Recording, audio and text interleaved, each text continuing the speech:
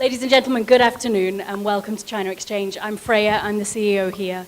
On behalf of China Exchange and Cyprus Books, it's lovely to welcome you to China in Context, our UK celebration of writers and writing from and about China.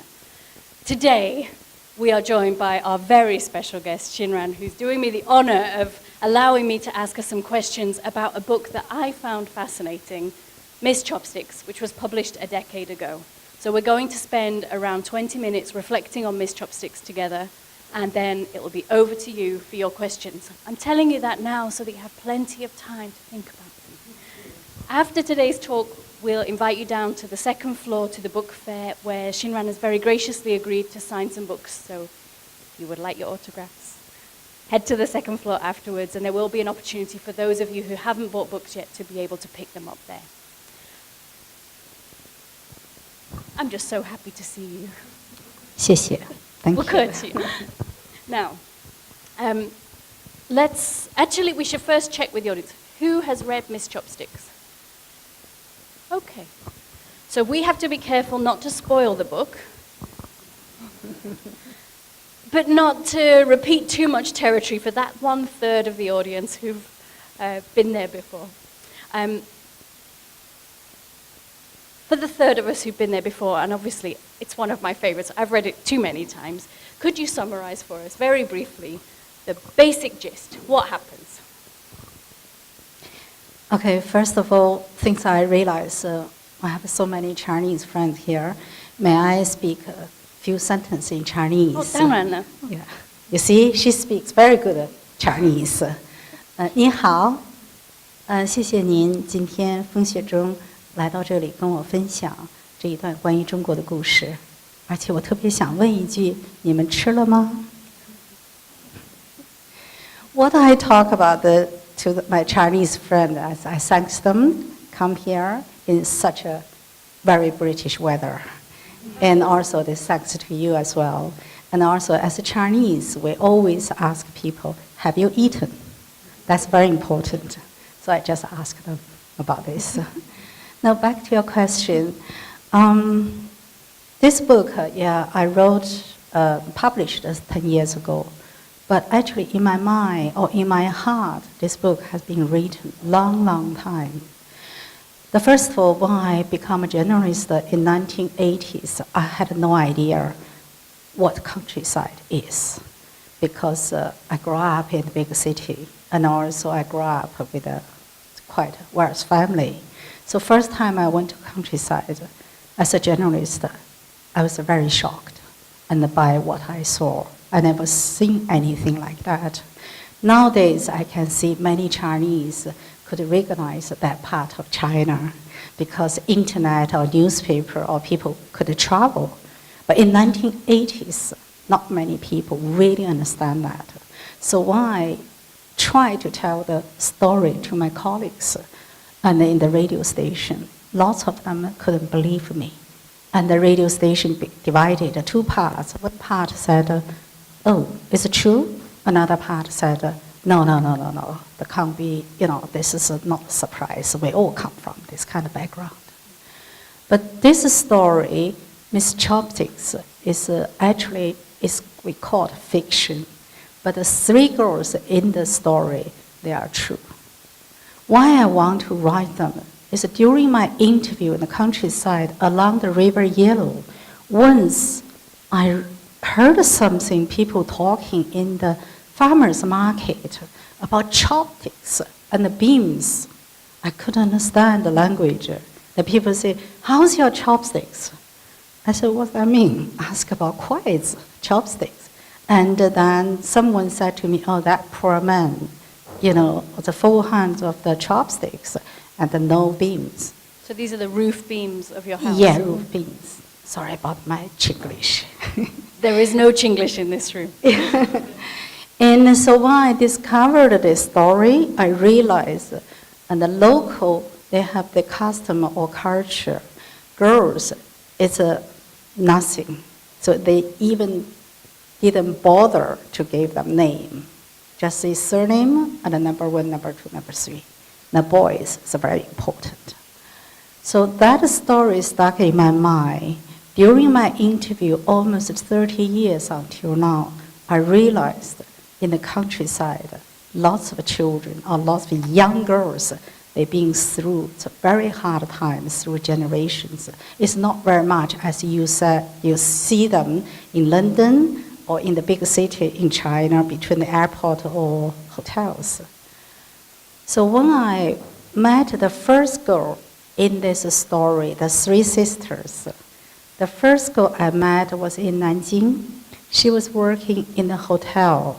Actually, it's a little restaurant. She's very, very clever. When I passed her restaurant, and she decorated seasoned vegetable as an art. So I asked people how she did do it. So I started interviewing her. Then she showed me with the green vegetables. She made like flowers or sometimes even landscape. Beautiful. Then another one I met in Shanghai. If you're been in Shanghai, you know we are very famous about the bath center. 水浴中心. People go there for the massage, for the bath, for the, even business meeting. So I met this girl. She was so different from others. She wear very colorful, it's countryside color. And her voice is very strong. When I started talking with her, she said to me was like, oh, city people, very stupid. They don't understand the color. They don't understand the season. If you come to our field, you will see the colors beautiful, follow the season, the flowers, the trees, even birds. And then she said, I'm never bothered. There are beautiful or popular things. I just wear my color.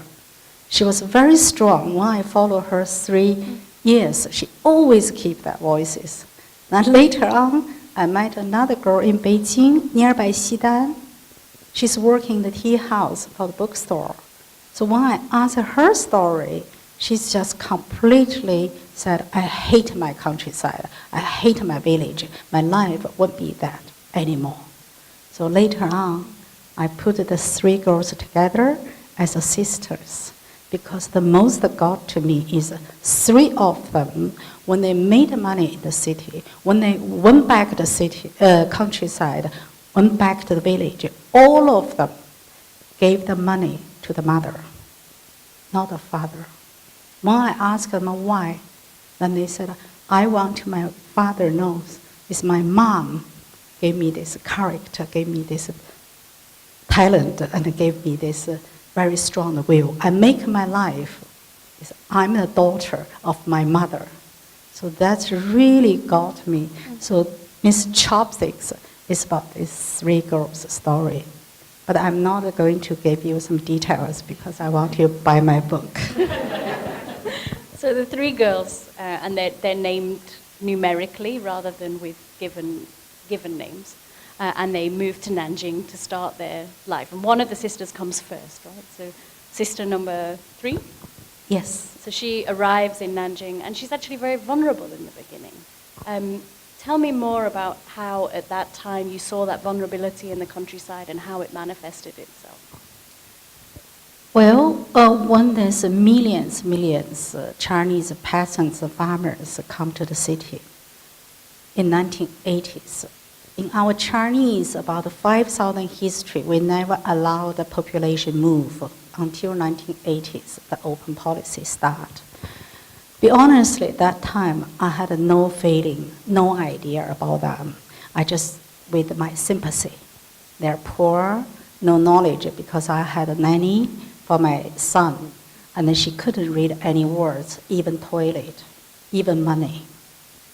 And I could see how struggle about daily life for her. And she didn't know how to use city toilet at all. So I think I really understand them is when I came here. I realized I become one of the chopsticks. Because the first day when I arrived, I thought I knew English, but actually not. Even the taxi driver, I said, I'm going to Hara Road. Then this driver said, hello to you, where are you going? So I realized I didn't understand. Then I tried to order my first food, and I didn't know how to order. until, I use my body language, say, I want a chicken wing. Then this very nice restaurant owner, and he said, oh, my Chinese lady, I have to tell you, we never sell here, here, and here. We only sell here. So I was so embarrassed that I can't say I want to here. So anyway, so after first day I've been here, I realized how hard for me. I didn't understand anything about this country. Language, custom, even between the Bayswater tube station and the Queensway tube station. 2 minutes walk took me 40 minutes to change. So then I realized, okay, I came here. It's so similar. Those countryside girls come to the city. They've never been educated, and they didn't understand even every day you need a shower, or at least every week you need a shower. And also the public servants and the transport, they have no idea. Most of them, they stay in the working unit, daytime working, and they sleep in the night in the same place. So I realized how much I could understand them. So since then, first time I went back to China, I gave myself a homework to learn about their life. So every time I went back to China, 3 things I always do. One is a public toilet. I go to see how much it changed, because public toilet only peasants or migrants use in China, because the city people all have the basic condition with the toilet already, but they don't. And also I always talk people in the airport working for the toilet. I'm sure you all noticed, if you go to China, our public toilet is beautiful, clean. Who work there? If you listen to their story, their mothers and daughters, they work so hard. Even some of them, they can't write at all. And last year I was there, year before, in Shanghai airport. I want to talk to the lady who's cleaned the toilet, and she was signing something. I said, okay, wait. 10 minutes back, she still signed. And I waited for another 10 minutes. She still signed something. I asked her, I said, what did you sign? You spent a long time. And she said, I'm drawing my name. I don't know how to write, but I copy, drawing my name as my duty form.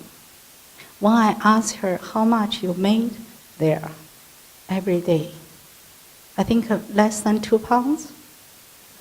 Then she said, I want to work in this way harder for my son's education. So this kind of story, one by one for me, is part of the Chopsticks continuing, and also for myself.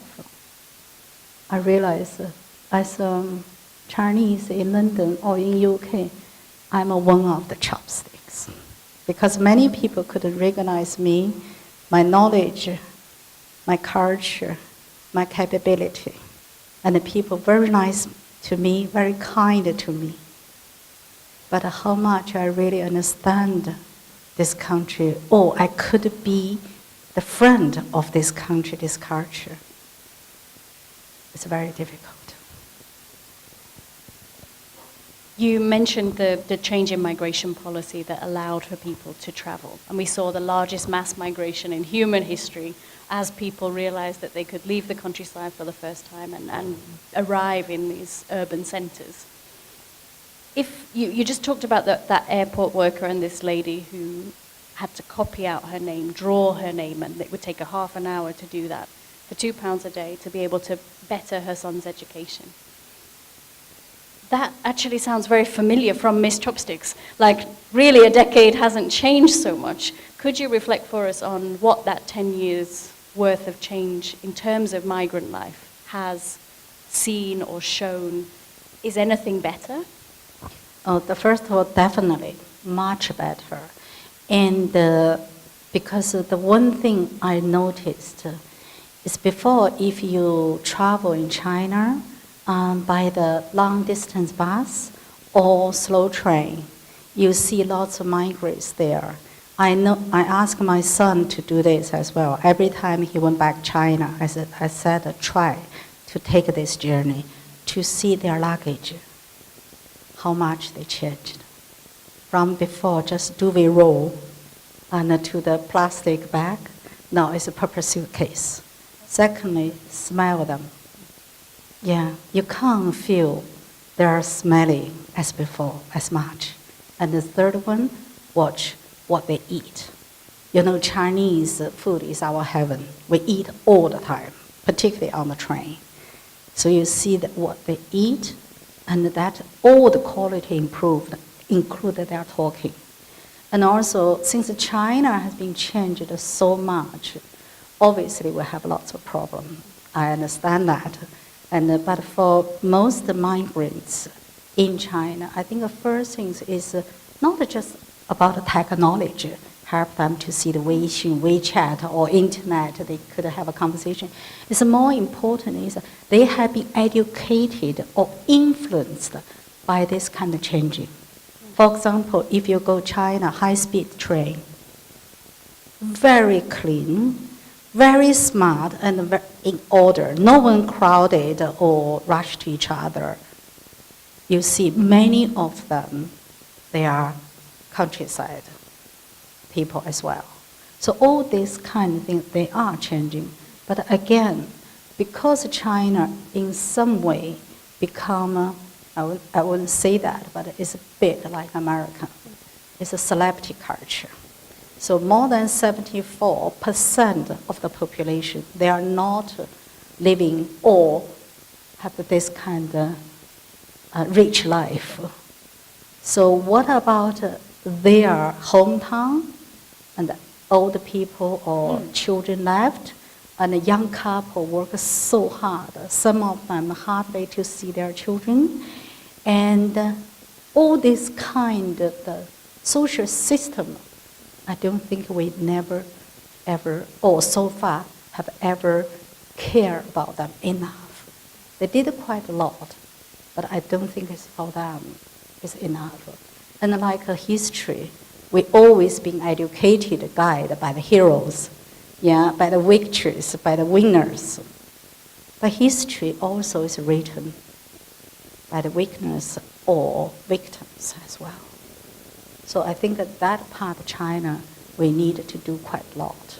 So over the past 10 years, that change in the countryside, so children being left behind, left with an aging population, and people being able, through high-speed trains and better quality nutrition, technology, all of those things, to have a very, very different life from the experience of the people who were left behind. Yes, also it's a bigger challenge. As people say, China will have 4 new, invention. High-speed train, and online shopping, and share bicycles, and Alipay. This is all based on your basic education. So it must be a big challenge for those young people. Maybe I'm talking about something you don't understand. In China, you don't need cash anymore, money anymore. You just everything by phone, even the beggar. Even the beggar and the farmers. They have signs there. I don't want the cash. I'm not sure it's real or fake, but do this phone, Alipay. So all this kind of fast changing, I think it could be a very big challenge for the people from the countryside. They don't have this kind of NGO system to support them. And also for children, like a year before, I went to the farmer market, just one street away from Nanjing Center. I've been following this market the last maybe 20 years. I'm just follow 3 things. One is light. When the trade, they need light and water and a toilet. Then I noticed 3rd or 2nd generation children, they still in the dark use pencil this size. I'm just want to question Chinese city children. How many of us still use a pencil in this size? But still big group of population, they still living in that kind of condition. But the very moving thing is when I try to help them, leave some money for their stationery. And the mother just returned the money, refused me, say, don't look down on me. I will make my children get a better life than me, but myself. So very unwilling to accept handouts or charity, however compassionately it's given. No, I think it's a society, if we have this kind of NGO system. China has a charity, never had a charity law passed. In 2009, some MP mentioned about this, raised the question, but 2010, this is not passed. So no such a charity law in China. So like the NGO system here, so you have the tax funded, and also people can support, and we don't have that. So that culture of giving in support of other charities to allow NGOs to go into these rural areas and offer assistance, it's just not culturally there yet. No, particularly for those chopsticks, they definitely need help. You've touched on technology a number of times. Now, I imagine for quite a percentage of the room, without pointing anybody out, everybody can remember the kind of scrapes that we got into before we had mobile phones, where someone was late or couldn't turn up on time, or someone arrived a day or two later or earlier than they were expected. And this is something that happens in Miss Chopsticks, that if people were able to communicate, if the three sisters had been able to call their parents back at home or speak to their uncle, that certain situations in the book that became quite dramatic just simply wouldn't have happened. How do you see technology will have changed if we imagine that 3, 5, and 6 are traveling to Nanjing now to start their new lives? How would the power of a mobile phone have changed their experience as rural migrants?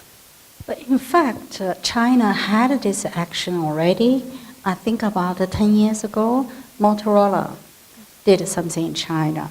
They gave the mobile phone to the peasants, very cheap. It's like £1 or £2 a year. But the problem is they can't charge. There's no electricity in the countryside. So what they did is in the highway and the motorway petrol station, they set up lots of the charging. So that kind of revolution helped lots of peasants and to get communicate. I remember when I went to the mountain area in Sichuan, it's no signal. And so I was like a struggle. And 2 months later, when you went back, perfect. So they changed quite a lot. So for lots of young people now, they are living in this technical conversation we call Weixin. No charge. Very convenient, and you talk to each other. Like a combination of Facebook and WhatsApp mixed together with a little bit of Twitter. If you put them all together and put your banking services through it as well, and a bit of eBay, that's probably what we're talking about, just for those people who haven't used WeChat before. Yeah, but WeChat becomes so powerful also. I think it's a very good revolution and education for those uneducated peasants as well. There's a character I want to ask you a little bit about in the book, and I'm afraid it's because I really don't like him. And that's the girl's father. So this man who's so disappointed that he has this handful of chopsticks that his wife bore him daughters rather than sons. And he's actually not a significant, he doesn't get that much airtime in the book. He's not there that often, but his shadow and his perspective looms very, very large. Maybe I don't like him because I'm a woman and I don't want to be perceived like a chopstick, and thankfully in my family I'm not. But how, if, does he have a name? I think in the book he's just called the father, or they all refer to him as Baba. So today, let's say that he gets given his handful of chopsticks again. His wife bears him daughter after daughter after daughter. How do you think his perception of that situation would have changed compared with, presumably, 30 years ago when he was first given that handful of chopsticks, so that 10 years ago those chopsticks were old enough to migrate? Well, first of all, I think I changed my view about this kind of father, first thing. When I started my radio show in 1988, 89, I remember so many men really hated me. And because my voice is so much about feminine the women, the girls, and with my anger. Why you treated your daughter like this? I saw something in the street. Why you treated your wife like this? But later on, during my interview and during my search or study about the Chinese culture or history, or even when I came to this country, I noticed it's not very different between the countries and the culture. And we come from this kind of male culture, very strong. If you ask, British lord, how many they pass this to their daughters. Yes. So, and also family surname, family trees, always boys carry. This is all we come from. But for Chinese men, I found, and recently I realized, I'm really sympathy with them. Because this kind of culture much stronger than any kind of religion beliefs. And in some village, when I interviewed them, I found if the couple, because of one child policy, if the couple first child is not a boy, bless you. And then the whole village will drive this couple out. Say, you don't have a right to leave the village until you have the boy come back. Otherwise, the village the tree, surname tree, will bad by you. So that is criminal. They believe that. So for many men, they are not being educated or never seen something change. This has become their religion. They're scared about this. This one thing. Another thing is for them struggle now. Through the single child policy about past 30 years, 35, 6 years, and we have 30 million men, more than women left in China. So for those 30 million men, people only talking about their wives. My few questions, one question is, what about 30 million women? Where are they? They're missing? So that is problem. And also for those men, because they come from this kind of pressure and the culture beliefs, so even more pressures, they have to produce air. So this is still there. But if you come to the countries, the city, there's much less. This is why people ask me about Chinese women. I always ask back, where you want to talk about? In the city, in the countryside, or they're educated or not educated? That's very different answer. So for many Chinese men, like the Baba in the book, I'm just guess, if he came to the city, actually he changed. During the stories, you can see he was so shocked when the girls come back, gave the money to the mother, not him. This is really, for him, is a challenge, his power or generations' beliefs. But he was silent. He didn't make a violence reaction. And the second, I guess, actually I followed the story. The elder sister, she went back village. She almost repeated her mother's life. So when I met her young sister in the hotel in Nanjing, and she said she was so scared, and because she had a first child was girl, and the second was pregnant. She's worried. So I asked, what about her husband? Then the sister said, oh, it's very lucky. Her husband is not violent like my father. So I think the men, they changed as well. But it's very difficult, only 30 years. Your country spent more than 250 years, bit by bit, through generation, from religion control to democracy. We just changed in 30, 40 years' time. We jump in the queue.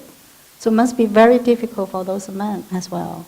I understand, even nowadays, I met some Chinese writers, they just look at me and say, oh.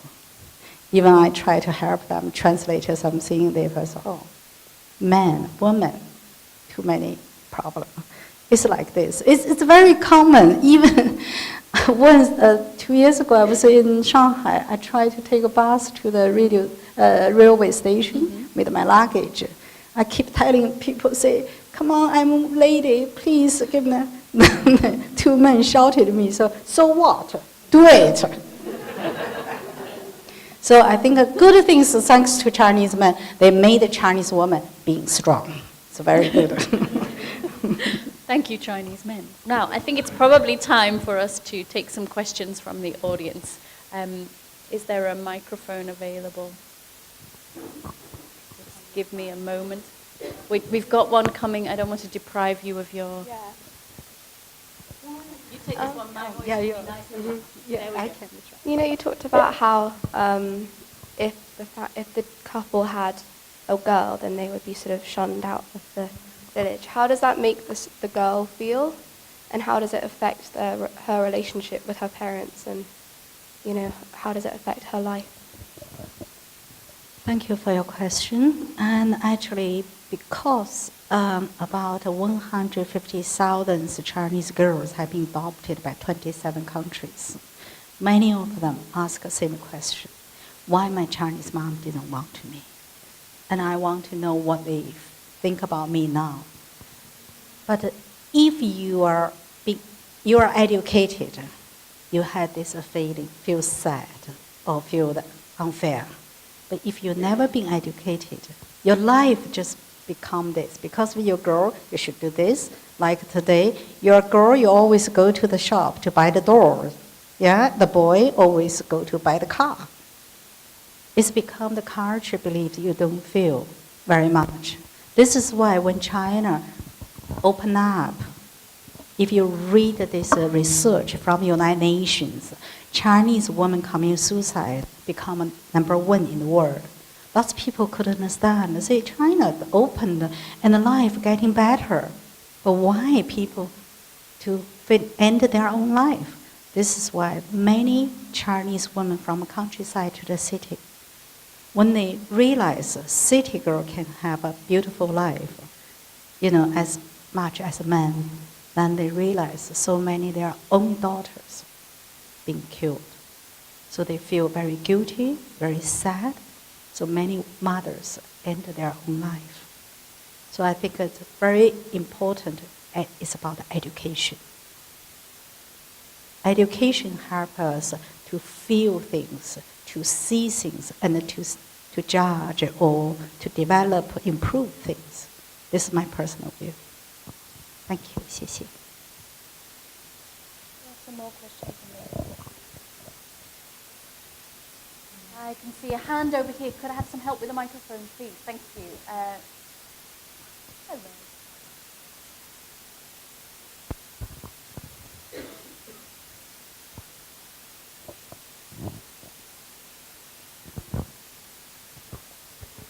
My name's Sue. I just wanted to say thank you for your book, because actually I'm adopted and I'm Chinese as well. So your books have actually helped me to understand a lot about the other side. I feel very lucky to be adopted by my family. They were British. But it's interesting to kind of see some of the sort of issues that may have come about from mother having to not be able to look after her child. So thank you. I'm waiting for your question. So I was just wondering then, how does it feel knowing that you might be helping people to kind of understand something they wouldn't necessarily understand? And maybe help them with their identity. Well, the first things I would like to say, thank you for your understanding, and as an adoptee, I think you are lucky. You have two sides, parents and family and culture, and I can see your adoptive family obviously brought up you in a very, very nice way. So you try to thank them and thanks China without hate. Because I've been in trouble quite a lot and with lots of adoptees. As my charity work, I set up this charity Mother's Bridge of Love in 2004 and to help adoptive family to understand the culture difference, life difference, and how to understand China. And I also want to let you know, if I were you, I would feel very lucky is thanks to the Chinese mother. Because your mom must be very, very great, brave woman. In that time, so many parents and mother had no right and no courage to keep their daughter because the whole family, whole village, whole society abused this kind of, the daughter.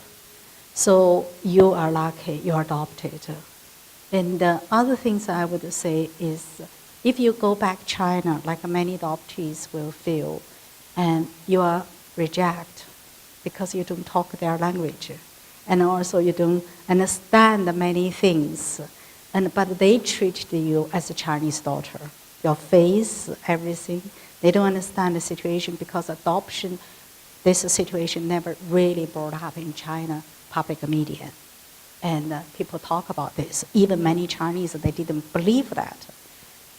And so for you, maybe it's a long march when you reach your parents, your roots. But just one thing, believe that. You are Chinese daughter. You are the friend of all of us. And also when you have some problem or something, do come to us. We love to do something, to share. And for your mom, once I met the woman in Guangzhou, and she saw me work with my husband, also is my soulmate, Toby Edie. He passed away 12 weeks ago. Anyway, one day the Chinese mother saw us walk around, so she come to me very secretly. She said to me, do you know about adoption? The Westerners adopted Chinese girls. I said, I do. I saw them, I met them, and I knew many of them. And this mother said, must be terrifying for my daughter to hold by those big noses, And please tell them, hold our baby on the left hand, left arm, because it doesn't matter how you look different, your heart will be in the same way. So this kind of mother, they must think about every single day. They're missing you. But again, they believe you'll bring the better life back to them as well. 谢谢. Is there any question? One right here at the front. In fact, two right here at the front. Sorry, lady first. Thank you. Okay, I'd like to ask you, in some of your books, you've reported women who've suffered violence, sexual violence, physical violence. How, now, today, does that still happen? Well, as I mentioned, in China, if you read our history, we have a famous sentence called "hold half sky." Yeah, so it's from 1950s. Women hold up half the sky. Yeah. Women hold, sorry about my Chinglish. Yeah. And then that means from 1950s, and since the Communist Party took over from 1949, actually the woman position or value have been changed quite a lot in the city. But in China, we have 855 cities, but compared to population, city population is still very limited.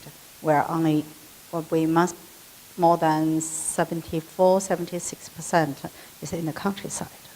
So since then, we have changed quite a lot. But again, what is the woman liberation, or what is equals between the man and woman? Sometimes I think I have my personal view. And because nowadays in the city, you can see they changed a lot, particularly single child policy. You see many cities, girls are much higher value than the boys. If they choose the boys, and they become very independent, and also even they didn't want men anymore. They want just themselves, so they've been called a leftover woman as well. And but my question is, violence, women are abused by men, or violence, this kind of things happened to China. But more important is what we believe for a woman's liberation. It's not just for women. More important is men.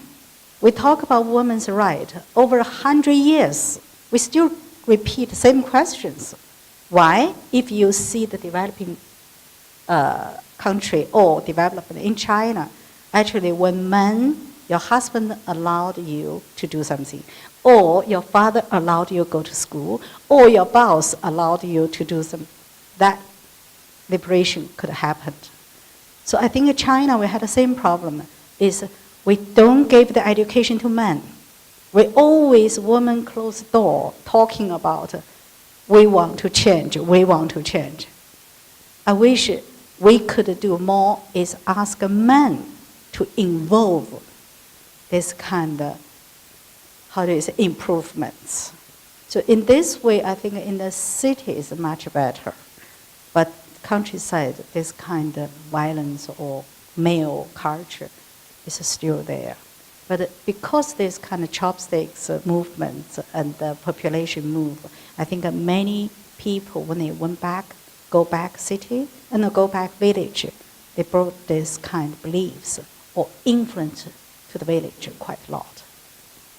I think maybe even government didn't realize that this kind of movement is a huge revolution for Chinese population. Now it's much better, and also not political anymore, and we still political control the country, but not in that way, like a cultural revolution, like civil wars. No, it's different now. Yeah, thank you for your cares. And we should reference that violence against women and domestic violence against anybody is something that happens across cultures. It's not a Chinese challenge. That's something that we could also have a conversation about around the world and culturally how that is affected. It's not a Chinese problem. Yeah, I'm so glad now that brought up this topic. Is men have the right to put their hands on our body because we are women. That I would say is abuse as well, but we didn't dare to talk about. When we talk about someone, even women said, "Oh, come on, this is fun between the woman and the man." It's not. So this kind of violence, I would say, in many different levels, because we move on, because we more civilized, so we thought this kind of physically violence attack is abuse. But in fact, in many ways, we are still in a quite similar situation. So that's my personal view. More questions. There's a lady here on the inner aisle. Thank you. How do you think the situation of this excess population of men will play out? I mean, if there are so many more men than women, where does it leave them without wives, without families? How do you think that will manifest itself in terms of result? First of all, I never worry about them because we are Chinese. Okay, Chinese, your children, you have to marry. If you go China, you see, and in many levels, children have been pushed and forced to go into the marriage. And secondly, many young Chinese men now married Vietnamese and South Asia women, quite a lot. And also many of them come out of China as well. Yes, supply and demand. The market just balances out. Free economics. Yeah, we actually, you should tell them the story just you told me when you just arrived in Shanghai. It's about the marriage market. That's very interesting. I worked and lived very close to a People's Square in Shanghai, and on Sundays, families, typically older members of families, gather together and they advertise their single children for marriage. Which, as a foreigner arriving in a city for the first time, at first I didn't understand anything. I couldn't read Chinese yet. I couldn't have a conversation with anybody yet. And I didn't know anyone who was able to culturally translate for me what this experience was about. But fast forward 6 months, and suddenly you start to read that somebody's saying that their son, who earns this amount of money every month and is tall, has good teeth, is available, that he has a strong personality, he wears glasses, and he's available. He's looking for a woman with certain characteristics. So we were just talking earlier about the pressure that this just demonstrates, that if you walk through your park on a Sunday, that there are people there, your parents are there, or your grandparents are there trying to hook you up. It sounds a lot less fun than Tinder. And also, I think you're very kind. For many men in their, how do you say, 广告, Adverts. they will say they got a house, they had a car, Yeah. they have a job. Very keen to reinforce that they were solvent, and that men without an apartment to offer were seen as lower grade. So sometimes I feel very sad. It's bit feeling like a slave trade. Your emotion, your love, slave trade. Because Slave trade. Slave. 奴隶. Sorry? Yeah, That's no, right. slave is the right word. Yeah, I'm yeah. curious. Because you don't have this kind of freedom of your feeling, your love. So there isn't the opportunity to fall in love Yeah. casually or naturally. It's reinforced and pressurized because of the Yeah. family perspective that you This have is to why do young this. couple divorce quite high now. It's the same thing. They follow the parents, they follow the advice, they follow the social media, and they follow other people to get the marriage. When they lie down together, when they share the roof, they don't have So this the feeling chemistry to each other. maybe isn't there, or No. the friendship isn't there. No. Any more questions in the room? We have a gentleman at the back by the camera, please. Sorry, you said you're last. so Sonny said he'd don't like to worry. go last. Yeah. We'll come back to him. Hi, could ask a question about your writing style. Reading your latest book, By Me in the Sky, about the generation of only children, I noticed, and tell me if I'm wrong, I really noticed your presence in the book much more than I have in your previous books. That you kind of physically just cropped up more, and you were talking about your family, and there was much more about your opinions on the young people that you were talking about in the book. And I wanted to know if that's was an active choice, and if you decided to kind of bring yourself kind of more into the fore with it. First of all, I'd like to thank you as a gentleman in this room, because normally during my book tour, and always women, because I believe women read books, men read the newspaper. Now read mobile phones. Yeah. Oh, thank you. Thank you very much. And also, this is why I believe we are living this kind of men-control culture. Men always busy, women had a time for the book tours, book events. Anyway, thank you for your notice about my writing. First of all, I never believe I'm a literature writer, because I'm a journalist.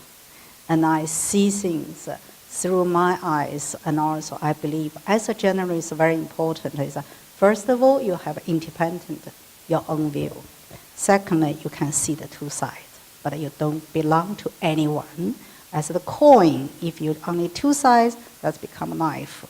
You need a third part. That is thinking, help both sides to understand. And also very important to give the reason, analyze why this happened. It's not just a jump to the inclusion or judgments. So this is my principle. So when I finish my writing, first things I take off, cut off all the adjective, adverb, because I don't think that can tell a story. Also, we live in the international, exchange. Only picture can tell a story. If you see this person, the very emotion, you see Chinese emotion and English emotion, America or Spanish is different. And also between man and woman, it's different. So if you say emotion, for me, it doesn't mean anything. So I always describe this person, what his body language moving. So help people understand that.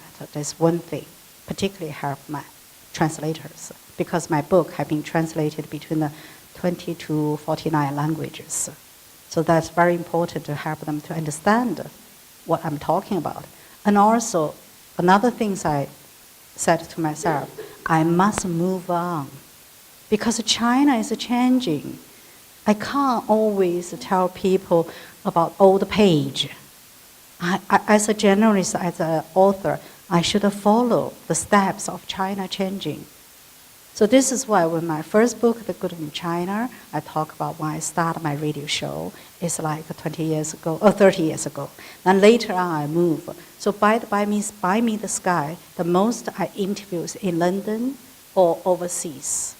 It's just around me because I realize when people talk about a single child, we talk about there's a little empress or little sons, how much we really understand them, listen to them before we said they are, the boy or the, how do you say, boy, 娇妻. Please help me. Spoiled. Spoiled. Yeah, we always say single child is spoiled. So why this happened? How this happened? We need to listen to them. And also this kind of listening is part of myself. It's not for other people. I just finished my new book. It's, the title is called Promise Talking Love. Through the dating, about Chinese dating through 4 generations from one family. When I interviewed the first generation, I found a big distance. Everything she talked, I couldn't understand, or I tried to understand. But come to the second generation, I realized that's my mom's generation. I never knew. My mom never talked to me. Most Chinese, we never talk about, family secret. Partly is our culture, partly is our life changed too much. They didn't know what is right and what's wrong. Scared. Then come to my generation, I realized I thought it was me, very lonely or very confused. Actually, lots of people, the same, because we come from same history period. Then come to my son's generation, I get lost again.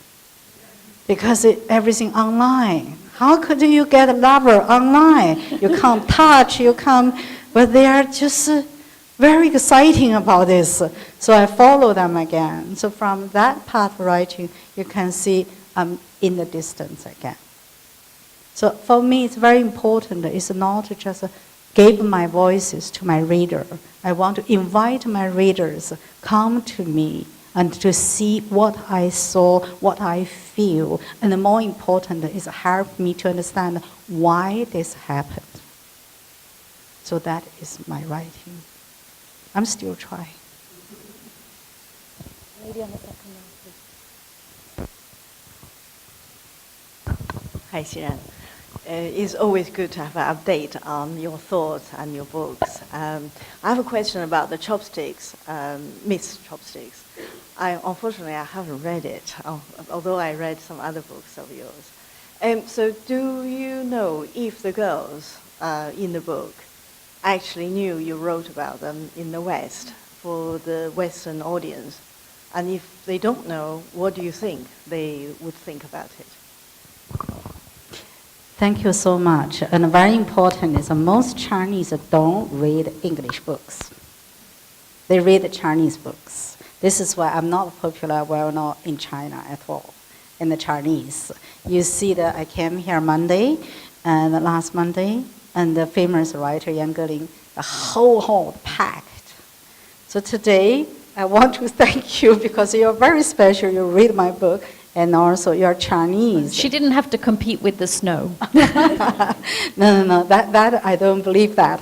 If you love some passion, so nothing stops you. But I do understand. This is why it's like the way I'm struggling today. What kind of clothes I should wear? In China, I wear Western. And here, I wear Chinese. But today in Chinatown, so I wear it in this way. Inside the Chinese, outside is Western. Yeah, so that is the way to express my feeling about it, And I really want to thank you. The question is, all of my writing is nonfiction. Before I interview them, before I decided to write, I always tell them, I'm going to write the book, or you will be in my book. They have to sign a paper. The first thing. And the second, when I published, I follow the story, because I want to know what's going on. So even from my first book, many of them I still followed. So this is why my husband back, Toby Eady in trouble, he's a literary agent, and also he's the leading literary agent for Chinese literature in the West. Many of Western books, and he represents as well. So I really thank him to guide me. Without him, many Chinese authors just the seeds never grow up in the Western literature world. And when Toby came back China with me, and when he saw so many people I met, including three girls in the book, and he always said, go back to see what's going on. He always said, book is not cutting flowers. Book is the tree. It's a carry on the life, become a forest.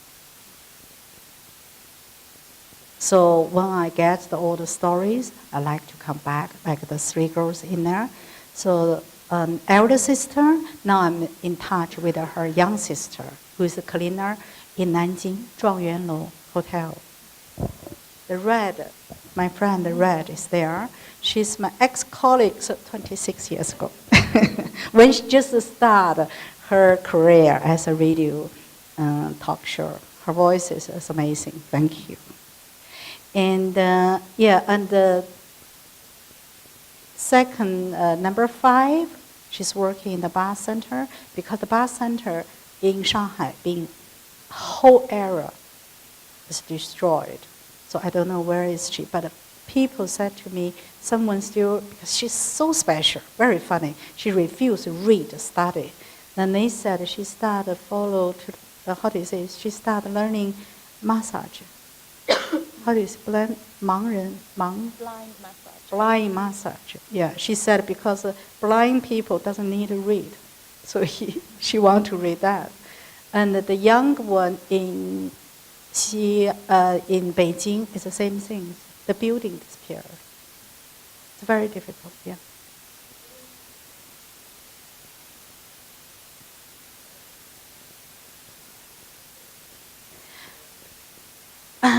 The problem is they don't believe that.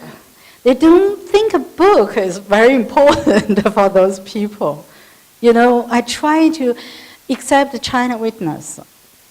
China Witness, each interviewee, when they hold the book, most of them cry.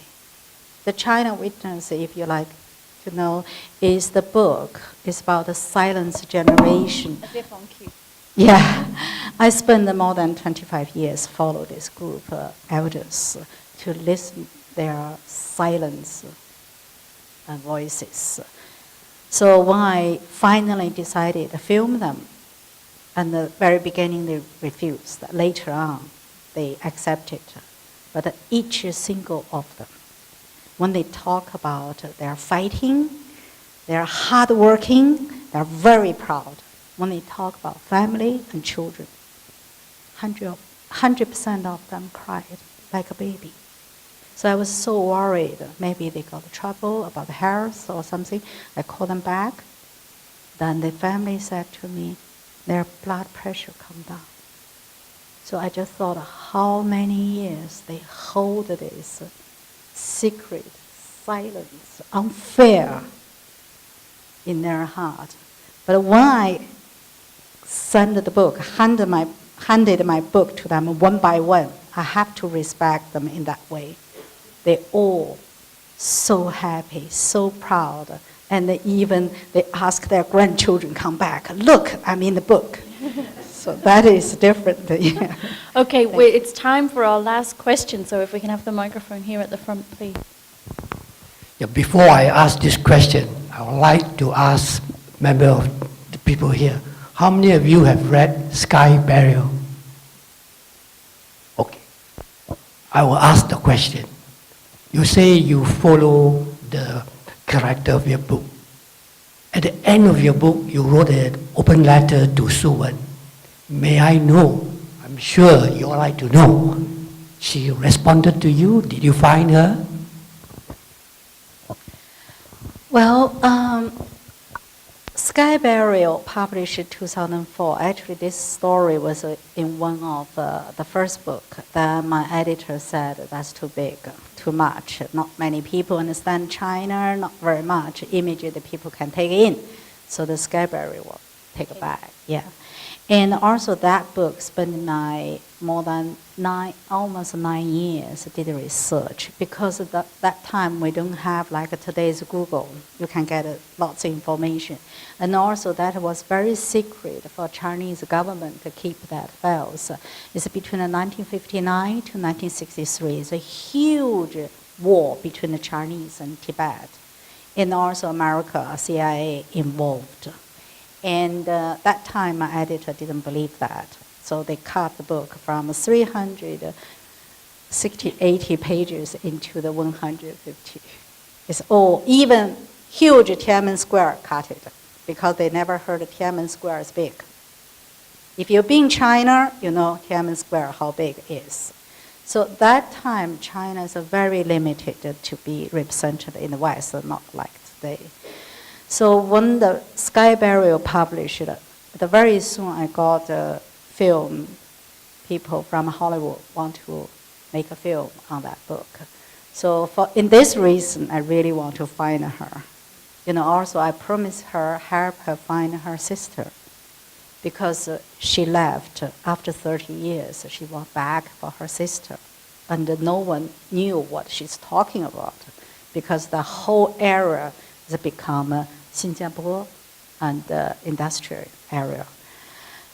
But I never get her again, so we still follow her with some journalists and volunteers until I think it's 2012 or something. I was in Berlin, gave a talk. A professor called me, say they got information from a Tibetan woman in Chengdu. It's a similar age, similar person. So I thought it was her. I was so exciting. So when I contact my connection in Chengdu radio station, then discovered this is another lady. Actually, her husband is still there. Then also another story come up here. Is during this war, and since Red Army took over Lhasa in late 50s, they sent about 3,000 Chinese women went to Tibet to marry the PRA. So this is 3,000 women, many of them lost on the way as well. So we only follow in that way. We haven't found her. I wish I could find her, because our idea is add about 10 minutes in front of the film. Yeah, so. I don't know yet, because they want to film in Nepal. I think it's completely different from in Tibet, but they couldn't get commission at this kind of permission to film in Tibet, because it's very sensitive topic, how to tell the story from which side. So, thank you.